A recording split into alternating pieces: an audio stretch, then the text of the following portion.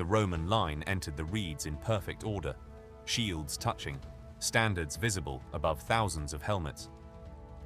Ahead, Gothic warriors appeared to retreat across a narrow strip of dry earth near the town of Abritus. Decius believed the enemy was breaking after months of pursuit through the Balkan provinces. His son Herennius rode near the front, wearing the purple of a co-emperor and the armor of a field commander.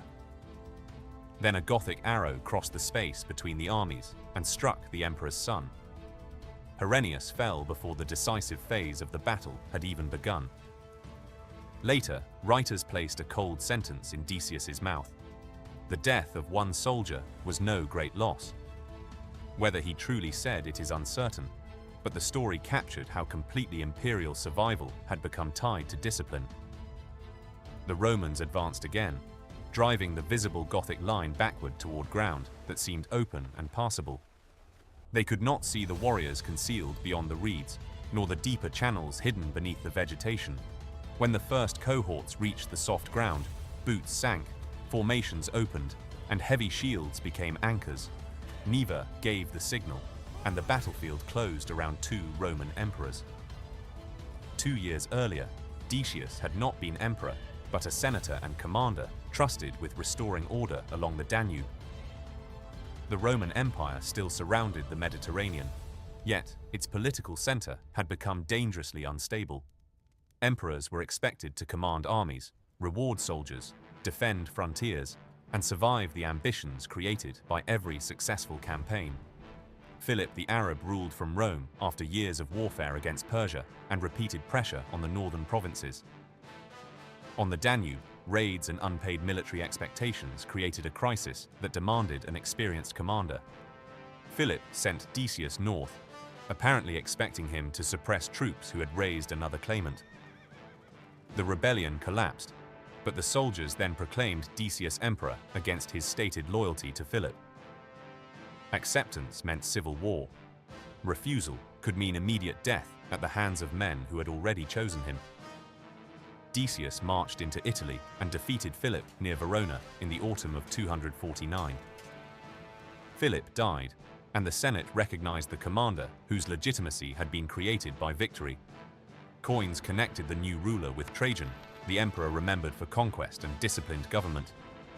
The name projected stability, but the Danube crisis that had elevated Decius was already becoming far more dangerous. The lower Danube was not a simple wall separating Rome from a single barbarian nation. It was a commercial and military zone crossed by traders, captives, envoys, deserters, seasonal workers, and armed raiding groups. Communities north of the river changed alliances frequently, joining expeditions when leadership and opportunity aligned. Roman authors often called these attackers Scythians, an old geographical label that concealed a complicated coalition. Later accounts identify Goths at the center and preserve the name of the commander who united the campaign, Cniva. Almost nothing certain survives about his origins, family, appearance, or position before the invasion. What survives is operational evidence. He divided forces, changed routes, exploited terrain, and kept a large coalition together. His warriors were not uniformly equipped, and only elites possessed mail, scale armor, or costly swords. Their strength came from mobility, local knowledge, surprise, and the ability to scatter before concentrating at a chosen target.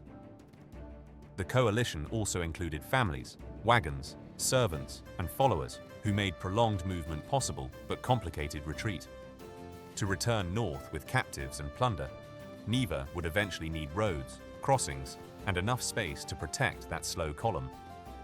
That logistical burden would become the bait Decius believed he could not allow to escape. Around 250, Cniva's coalition crossed the Danube into Moesia, probably in more than one body. Dividing the army reduced pressure on roads and forage while forcing Roman commanders to follow multiple threats. One force moved toward the legionary fortress of Novae, a major anchor of the frontier system. The fortress guarded roads and river traffic, with permanent barracks, workshops, granaries, and trained troops behind its walls. Trebonianus Gallus, a senator and experienced commander, was associated with the defense of this region. Cniva tested Novae, but found a prepared garrison and fortifications unsuited to a rapid assault. Remaining beneath the walls would consume men and time, while other Roman forces gathered. The Goths broke away before the fortress could become a trap for the attackers.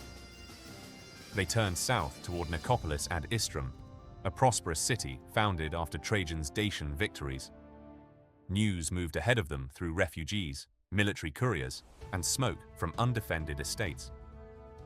Decius and Herennius were already moving toward the threatened province with the imperial field army.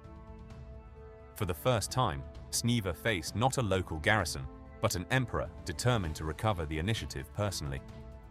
Nicopolis offered wealth and supplies, but its walls could delay Cniva until the Roman army arrived.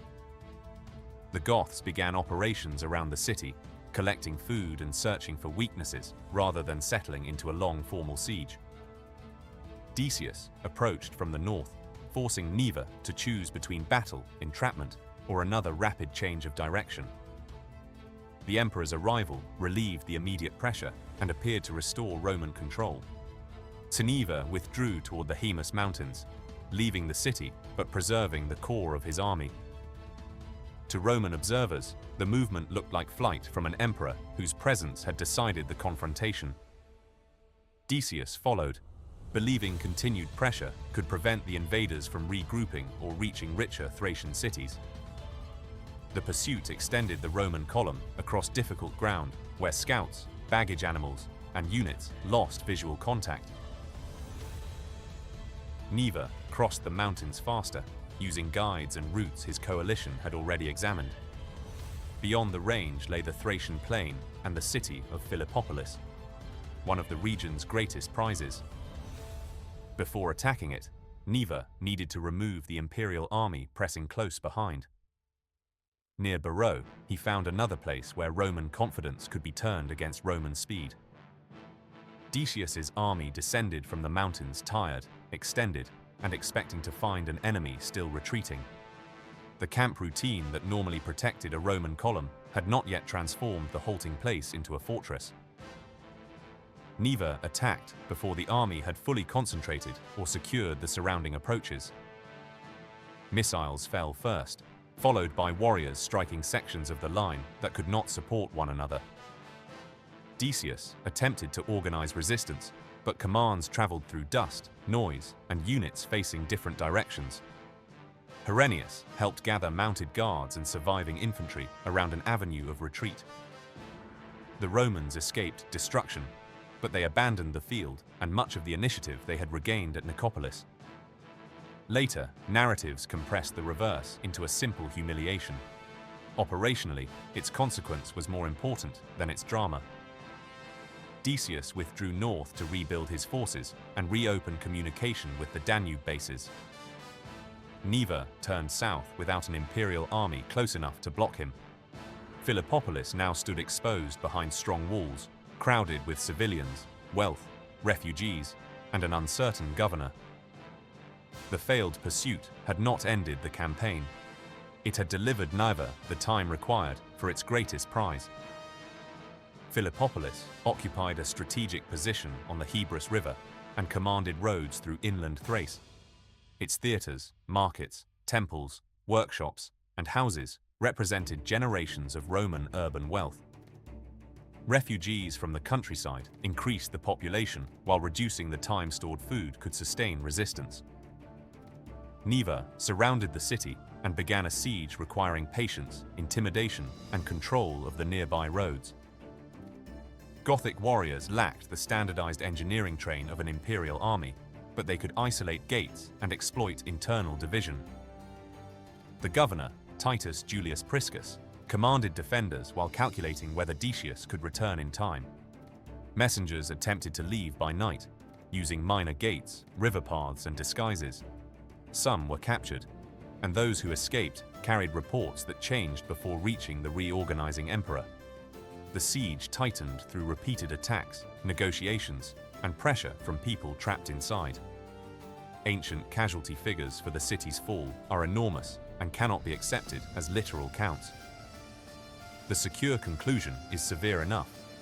Philippopolis was captured, plundered, and many inhabitants were killed or taken prisoner. One of Rome's richest Balkan cities had fallen while the emperor was still rebuilding the army meant to save it. Priscus's role became one of the campaign's most disputed episodes. Some accounts say he cooperated with Cniva and even accepted the imperial title under Gothic protection. That claim may preserve a real attempt to survive, bargain, or exploit the city's political collapse. It may also reflect later writers' desire to explain defeat through treachery rather than successful Gothic operations. The sources do not allow a confident reconstruction of who opened which gate or when resistance ended. Inside the city, Cniva acquired metal, coin, food, animals, captives, and portable wealth. Every valuable added to his success also slowed the army that would eventually have to carry it north. Captives included people whose ransom, skills, status, or labor made them more useful alive than dead. Cniva could not remain indefinitely in a devastated province while Roman forces reassembled around the Danube. His objective shifted from taking cities to extracting the coalition, its prisoners, and its accumulated wealth. For Decius, allowing an unpunished withdrawal would advertise that Roman territory could be raided at extraordinary profit. The campaign therefore entered its final phase, with both leaders compelled to seek the same northern roads. During the winter and spring, Decius rebuilt the field army from survivors, frontier detachments, and newly gathered units. The exact number at Abritus is unknown, despite large totals preserved in later fragments and repeated by modern retellings. Archaeology and scattered evidence point to elements from several legions, not a single intact textbook formation. 3rd century field armies combined legionary infantry, auxiliaries, cavalry, guards, local troops, and men transferred from other commands. Their equipment was equally varied: mail and scale armor, oval and rectangular shields, spears, swords, bows, and heavy throwing weapons. Decius placed Herennius at the center of the renewed war effort, rather than keeping him safely at Rome. By 251, Herennius had been elevated from Caesar to Augustus, making father and son formal co-emperors. The younger son Hostilian remained in Rome with their mother, Herennius Etruscus. This arrangement protected dynastic continuity while placing both active commanders in the same dangerous campaign. Trebonianus Gallus continued as a senior commander familiar with Moesia and the frontier routes. Later accusations would make his position suspicious, but contemporary evidence does not prove that he betrayed Decius. The rebuilt army marched south and east, seeking Cniva before the wagons could cross the Danube. Cniva's returning column was no longer the fast-raiding force that had crossed the frontier. Its speed depended on animals, broken wheels, river levels, available grain, and the condition of thousands of prisoners. Roman cavalry could move faster, observe routes, destroy forage, and force the coalition toward less convenient ground. Decius attempted to close the road north while maintaining enough strength to defeat the warriors protecting the convoy. Some traditions suggest Cniva offered to surrender plunder or negotiate safe passage before the final battle. The details are uncertain, but negotiation would have been rational for a commander burdened with treasure and captives. Decius had political reasons to reject any settlement that allowed the invaders to leave looking victorious. He had lost a field action, failed to save Philippopolis, and spent months rebuilding after the enemy's greatest success. Only a decisive recovery of prisoners and wealth could transform the campaign into an imperial victory. Cniva understood that the convoy itself could draw the Romans into an attack on ground chosen for defense. Near Abritus, the low valleys, reeds, streams, and patches of firm soil offered concealment and controlled movement. The coalition halted where Roman discipline would meet a landscape capable of breaking its geometry.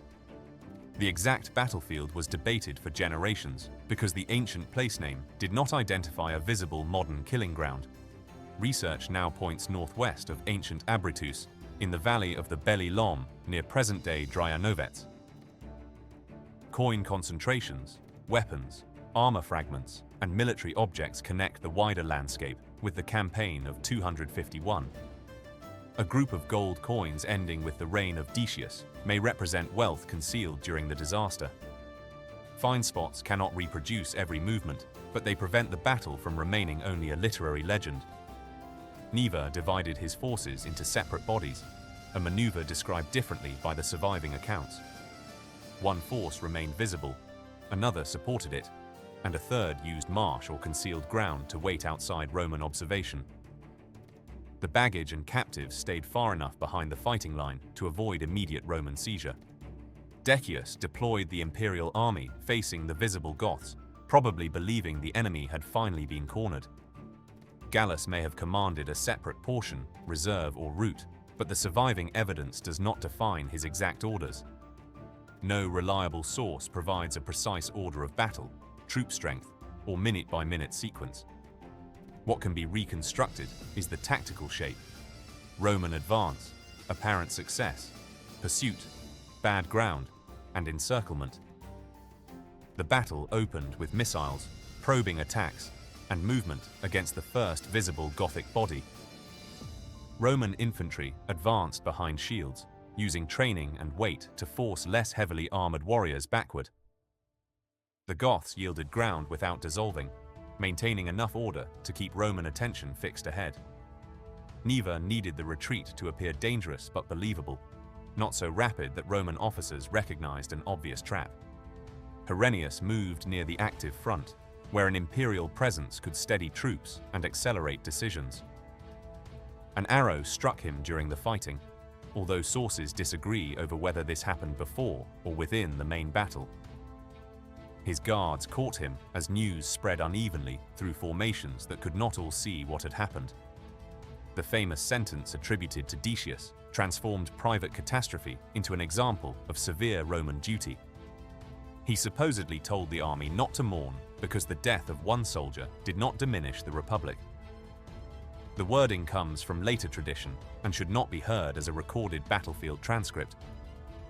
Whatever Decius said, he continued the attack instead of withdrawing after the loss of his co-emperor. The visible Gothic formation gave way, and the Romans believed the moment for decisive pursuit had arrived. Pursuit is the moment when a disciplined army is most tempted to exchange formation for speed. Every fleeing enemy seems to promise proof of victory, recovered treasure, prisoners, and an end to the campaign. The first Roman ranks entered softer ground, while those behind continued pushing from firm soil. Shallow water filled boot prints, reeds concealed holes, and narrow dry lanes forced units against one another. Heavy equipment that protected legionaries in close combat now increased exhaustion and made every correction slower. Standards drifted apart as cohorts followed different patches of apparently solid ground.